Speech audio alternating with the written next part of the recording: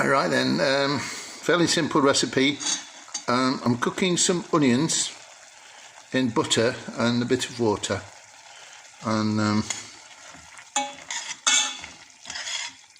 probably trying to get some of the liquid out that I added, so that the butter fries the onions a bit more. And then the next plan, I've got Tesco jalfrezi cooking sauce, so I'm going to shove that in, and then I'm going to add Bran flakes, which are reduced, and then put some cheese scones in, crumbled up, maybe a couple or something like that, because I'll probably be quite a big pan full of food. Anyway, so